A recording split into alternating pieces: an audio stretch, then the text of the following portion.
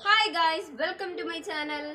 ഞാൻ ഇന്ന് വന്നിരിക്കുന്നത് ഒരു ഹെയർ കെയർ ഓയിലോട്ടാണ്. കറുത്ത കരുത്തോട് കൂടിയിട്ടുള്ള മുടി വളരാൻ ഈ ഒരു എണ്ണം മാത്രം മതി. അപ്പോൾ അതിൻ്റെ പ്രിപ്പറേഷൻ എങ്ങനെയാണെന്ന് നോക്കാം.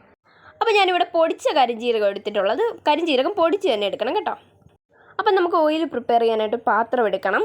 അടി കട്ടിയുള്ള പാത്രം തന്നെ എടുക്കണം കേട്ടോ. എൻ്റെ കയ്യിൽ ഇതായതുകൊണ്ട് ഞാൻ ഇതാണ് എടുത്തേക്കുന്നത്. പാത്രം ചൂടായിട്ട് വരുമ്പോഴത്തേക്ക് ഞാനിവിടെ 1.5 ഗ്ലാസ് എണ്ണ ഒഴിച്ചിട്ടുണ്ട്. ഞാൻ വലിയ ക്വാണ്ടിറ്റിയിലൊന്നും ഉണ്ടാക്കാത്തതുകൊണ്ട് കുറച്ച് മാത്രമേ എടുത്തിട്ടുള്ളൂ. എണ്ണ ചൂടാക്കുമ്പോൾ ഹൈ ഫ്ലെയിം ഇടാതെ ലോ ഫ്ലെയിമിൽ തന്നെ ഇടണം കേട്ടോ. എണ്ണ ചൂടായി ഒന്ന് പതഞ്ഞ് വരുമ്പോഴത്തേക്കും നമുക്ക് നമ്മുടെ പൊടിച്ച് വെച്ചിരിക്കുന്ന കരിഞ്ജീരകം അതിലേക്ക് ഇട്ട് കൊടുക്കാം.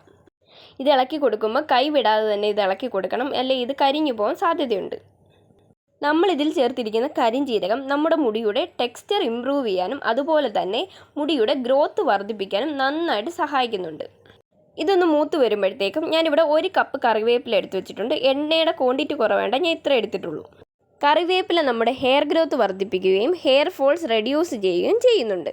കറിവേപ്പിലയിലെ ആൻറ്റി ഓക്സിഡൻസ് നമ്മുടെ ഹെയർ ഫോളിക്കിൾസിനെ സംരക്ഷിക്കുകയും നമ്മുടെ സ്കാൽപ്പിനെ ഹെൽത്തി ആയിട്ട് വെക്കാൻ സഹായിക്കുകയും ചെയ്യുന്നു. നമ്മൾ ഇട്ട് കൊടുത്തിട്ടുള്ള കറിവേപ്പില നന്നായിട്ട് ഇളക്കി കൊടുക്കണം. കരിയാൻ പാടില്ല, ലോ ഫ്ലെയിം ഇട്ട് വേണം ചെയ്യാൻ. കറിവേപ്പില ഒന്ന് മൂത്ത് കഴിയുമ്പോഴത്തേക്കും നമുക്ക് ഫ്ലെയിം ഓഫ് ചെയ്യാം.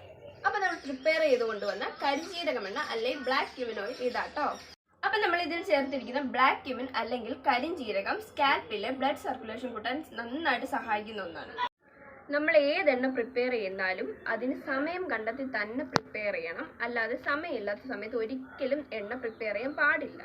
കുട്ടികൾക്കും മുതിർന്നവർക്കും ഒരുപോലെ ഈ എണ്ണ യൂസ് ചെയ്യാം.